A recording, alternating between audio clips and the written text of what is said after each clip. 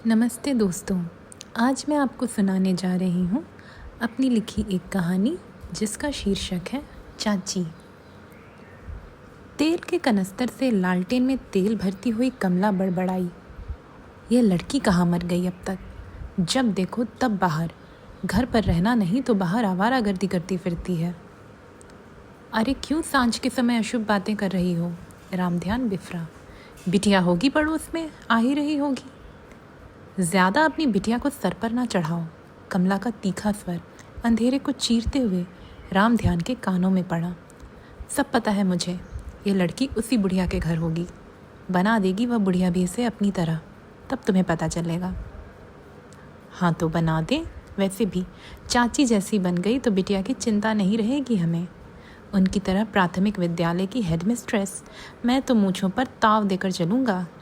रामध्यान ने तन कर कहा। कमला का दिल सुलग कर रह गया। वह बड़बड़ाती हुई रसोई में जाकर बर्तन पटकने लगी। कमला और रामध्यान की एकमात्र संतान थी सुधा। उसकी उम्र 15 वर्ष की हो गई थी और उसने मैट्रिक की परीक्षा अभी अभी लिखी थी। कमला को अपनी बेटी के हाथ जल्दी से पीले करने थे। उसका मानना था कि 16 होते होते रिश्ते खोजना शुरू कर दिया जाए, ताकि अच्छा वर मिलते मिलते समय भी लगे तो कम से कम 18 से पहले तो सुधा ब्याह दी जाए। जिस माहौल में वह खुद रही थी, या यूँ कहें कि अभी भी रह रही थी, उसमें लड़कियों की आत्मनिर्भरता से ज़्यादा ज़रूरी उनका विवाहित होना था। अड़ोस पड़ोस की स्त्रियों ने 18 के अंदर में ही अपनी अपनी बेटियां ब्याह दी थीं। कईयों के तो 2-3 साल के बच्चे तक हो गए थे। यह सब देख रात दिन कमला को यही चिंता सताती रहती कि कहीं उसकी लड़की की उम्र ना निकल जाए। तिस पर सुधा के लक्षण, उसका अधिकांश समय पढ़ाई में या फिर चाची के घर गुजरता। जाने कैसा लगाव था उसे चाची से। चाची कौन थी और कमला या बाकी स्त्रियां उनसे इतना चिढ़ती क्यों थी? एक आत्मनिर्भर स्त्री की तो आमतौर पर इज्जत होती है, किंतु एक अविवाहित आत्मनिर्भर स्त्री समाज की नज़रों में उदंड होती है। और शायद यही वजह थी कि कोई भी स्त्री अपनी बेटियों को चाची के पास फटकने नहीं देना चाहती थी। हालांकि शुरुआत से ऐसा नहीं था। 3 वर्ष पहले जब चाची अपने रिटायरमेंट के कुछ शेष महीने काटने उस गांव में आई थी, तब उनका बड़ा सम्मान था। वह प्राथमिक बालिका विद्यालय की प्रिंसिपल थी। दिखने और स्वभाव दोनों से तल्ख। बिल्कुल एक रंग की साड़ी पहनती थी और उसी रंग का ब्लाउज़। एक काला हैंडबैग होता था और बालों का कसकर जूड़ा। चश्मे में से झांकती उनकी बड़ी बड़ी आंखें और तने हुए भौं। चेहरा देखकर लगता कुछ बोलो कि बिफर पड़ेंगी, इसलिए बच्चे तो बच्चे, उनके अभिभावक भी उनसे कुछ कहने से पहले डरते। 3 महीने में रिटायर हो गई वो। तब तक गांव वाले सोचते थे शायद मैडम विधवा हैं, बच्चे बाहर पढ़ रहे हैं। पर जब रिटायरमेंट के बाद 2 कमरों के मकान में उन्हें अकेले रहते देखा, तब धीरे धीरे सबको पता चला वह विधवा नहीं बल्कि अविवाहित हैं। फिर तो पीठ पीछे कई तरह की कहानियाँ बनी। स्त्रियों ने तो उन्हें अपशकुन की तरह देखना शुरू कर दिया। पुरुष भी कई तरह की बातें बनाने लगे। मैडम से कब वो चाची चाची कहलाने लगी किसी को नहीं पता, पर चाची के सामने किसी की मजाल नहीं कि वह कुछ कह दे। रिटायरमेंट के बाद चाची ने खूब कोशिश की कि ट्यूशन पढ़ाना जारी रखे, पर स्त्रियों ने धीरे धीरे अपनी बेटियों को उनके पास भेजना ही छोड़ दिया। कहाँ चाची का हर एक लड़की को अपने पैरों पर खड़ा होने का डांट हर दिन पिलाना, और कहाँ उनकी माँओं को बेटियों के विवाह की चिंता करना। हार चाची की ही हुई। लड़कियों की एक एक करके ब्याह कर दी गई। बस सुधा कुछ छोटी थी, इसलिए अब तक बची थी, तथा सुधा के पास अपने बापू का भी सहारा था, इसलिए उसका पढ़ना जारी रहा। सुधा को चाची से खासा लगाव था। वह हमेशा देखती कि चाची ज़्यादा बोलती नहीं, न किसी से मिलती जुलती, काम भर बातें करती और ज़्यादातर समय उनका एकांत में ही गुजरता। डरती वह भी थी चाची से, पर उसका मन हमेशा उनके पास ही डोलता रहता। जब जब चाची उसे पढ़ लिख कर अच्छी नौकरी पाने की हिदायतें देती, सुधा पूरी तन्मयता से उनकी बातों में खो जाती और खुद को उन्हीं की तरह बनाने के ख्वाब बुनने लगती। हमेशा की तरह उस दिन भी सुधा अपनी किताबें लेकर चाची के घर गई। चाची, उसने आवाज़ दी। चाची बरामदे में बैठी अपना बक्सा देख रही थी। उन्होंने सुधा की आवाज़ नहीं सुनी। दरवाज़ा खुला ही था, इसलिए सुधा चाची चाची पुकारती बरामदे में आ खड़ी हुई। सुधा, एकदम से चौंक गई चाची। उनका चेहरा पहले घबराया, फिर सख्त हो गया।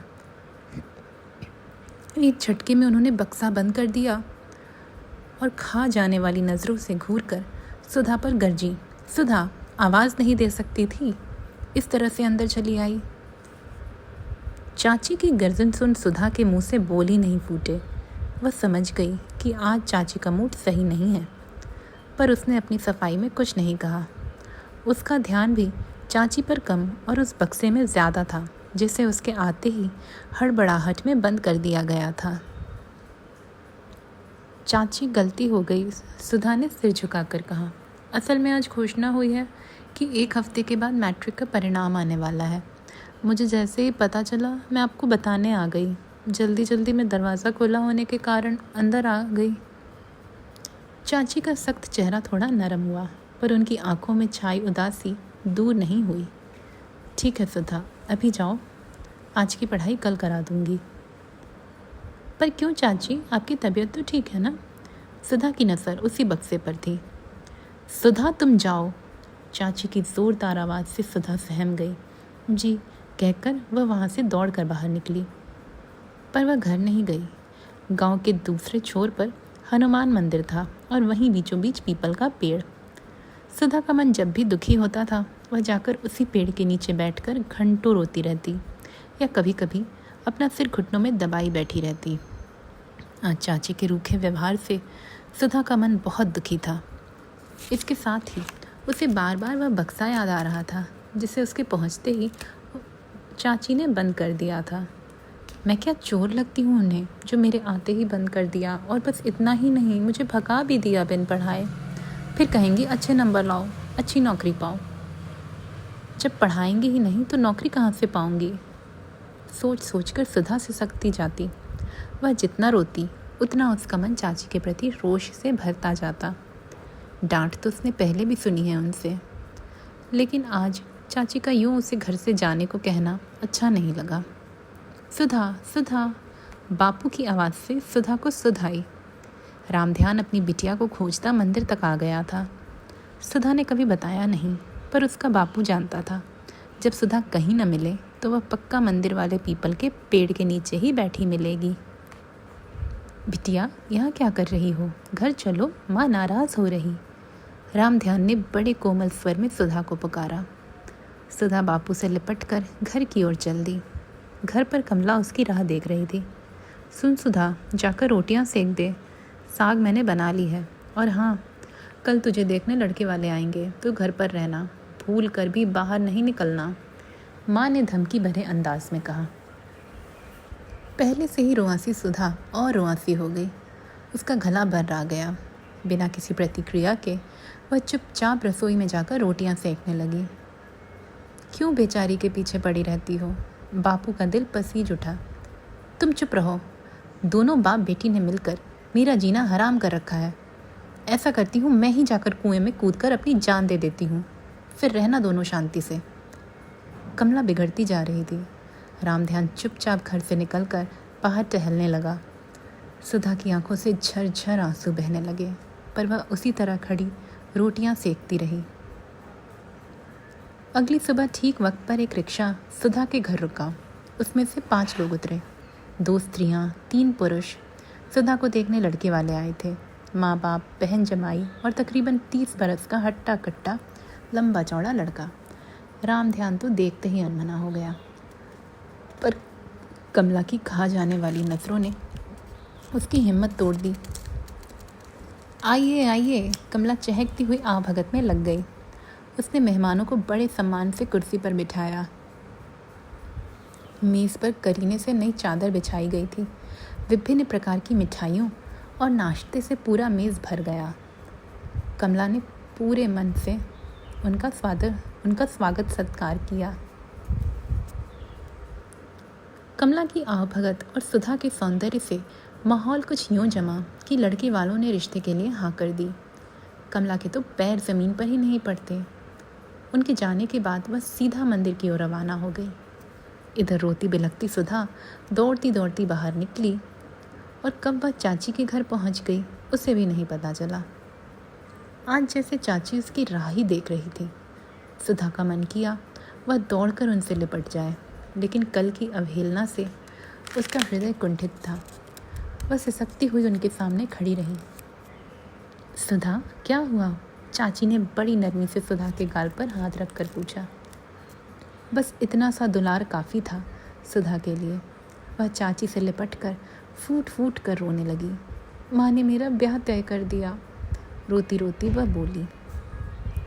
चाची ने कुछ नहीं कहा, बस सुधा के बालों में हाथ फेरती रही। सुधा का रोना बंद ही नहीं हो रहा था। सुधा! माँ की तीखी आवाज़ से सुधा सहम गई। कमला रौद्र रूप में खड़ी थी। उसने खींचकर सुधा को चाची से अलग किया और उसके गालों पर एक जोरदार तमाचा जड़ दिया। सुधा, सीधी तरह से घर चली जा, वरना आज या तो तू रहेगी या मैं। कमला की कड़क आवाज़ से सुधा कांप उठी। वह और हिम्मत न जुटा सकी और भागकर बाहर निकल गई। चाची खामोश थी। शायद उनके कहने के लिए कुछ था भी नहीं। वह अपने कमरे की ओर बढ़ी। उन्हें लगा कमला भी चली जाएगी, पर नहीं। कमला उनके पीछे पीछे खुद भी कमरे में दाखिल हो गई। चाची का बक्सा आज भी खुला था। शायद सुधा को दिखाने खोल रखा हो। वह अपने बक्से को टटोलने लगी। एक उजला शर्ट, एक रंगीन साड़ी और 2-4 पत्र। चाची की आंखों में आंसू थे। चाची! कमला के स्वर सुन वह चौंक गई। मुड़कर देखा तो कमला अभी भी उसी गुस्से में भरी उन्हें देख रही थी। कमला, तुम यहीं हो? वह आश्चर्य से उसका चेहरा देखने लगी। देखिए चाची, मेरी लड़की की ज़िंदगी का सवाल है। वह नासमझ है, पर मेरी समझ से मैंने एक बहुत अच्छा रिश्ता पा लिया है। दिल्ली में रहकर नौकरी करता है लड़का। उम्र में थोड़ा बड़ा है, पर इकलौता है, और उस पर भी उन लोगों ने बहुत ज़्यादा दहेज की मांग नहीं की है। कमला ऐसे कह रही थी मानो खुद की बातों की स्वीकृति चाह रही हो। कमला! चाची ने बोलना चाहा, पर कमला ने उनकी बात काट दी। भगवान के लिए आप मेरी बेटी को छोड़ दीजिए। उसके दिमाग को और दूषित मत कीजिए।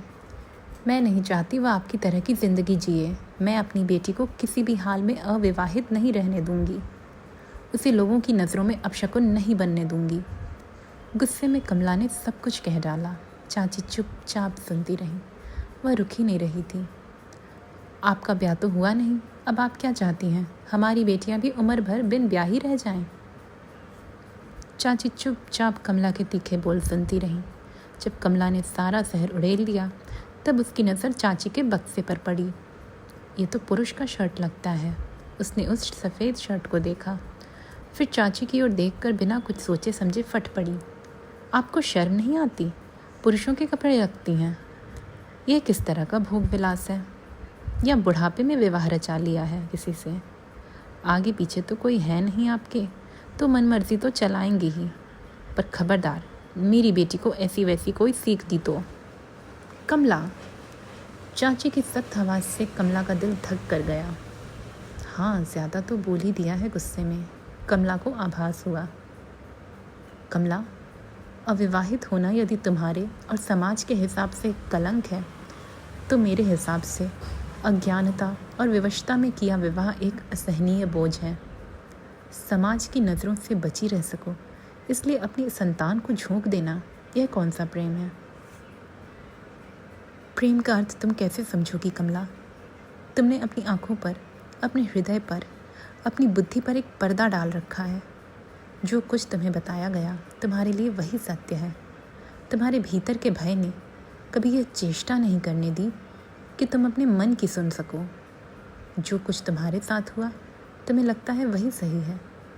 अपनी बेटी को इतनी कच्ची उम्र में विवाहित कर तुम उसका भविष्य संवार नहीं रही, अपितु बिगाड़ रही हो। भगवान न करे कल को कोई भी बात हो जाए, तुम झेल लोगी?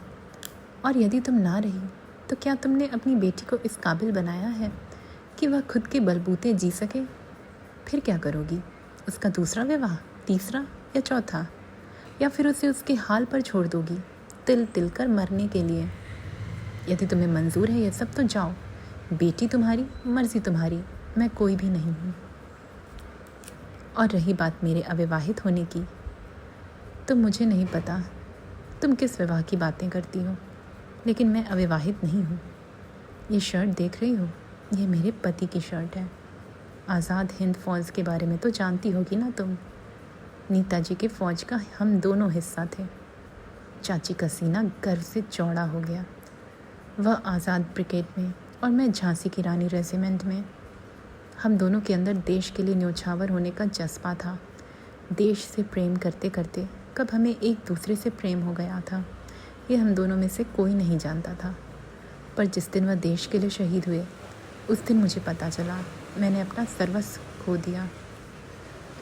पर मैंने अपने इस दुख को अपनी ताकत बनाई कमला। मेरे लिए विवाह का मतलब सिर्फ वह थे। तो बताओ, जब मेरा मन उनका था तो कैसे किसी अन्य से विवाह कर लेती?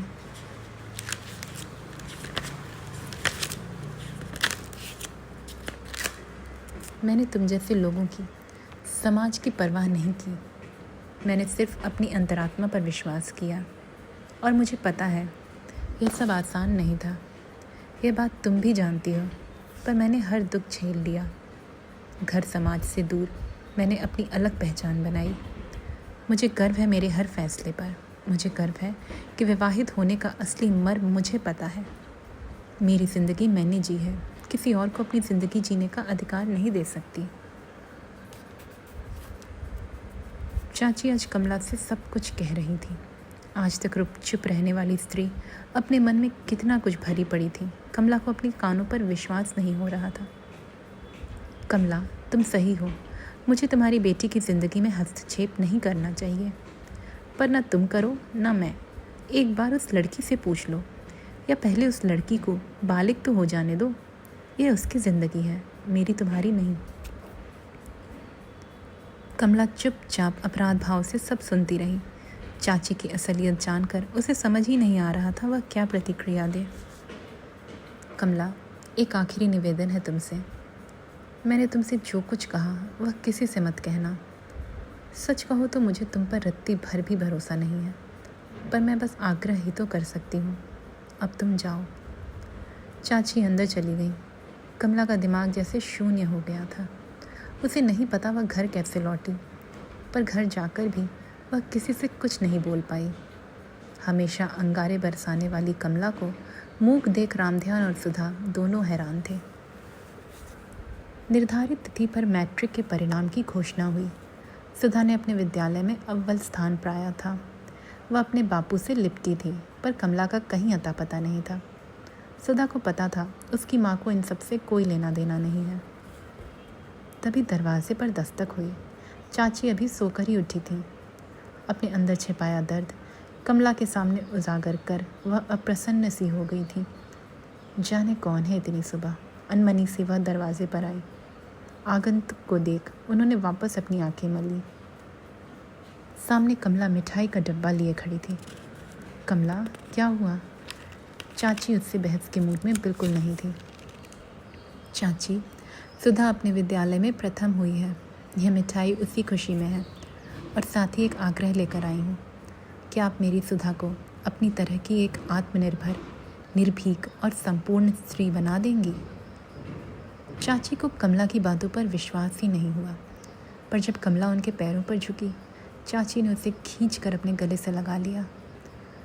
दोनों की आंखों से आंसू बह निकले, जिसे किसी ने भी छुपाने की कोशिश नहीं की।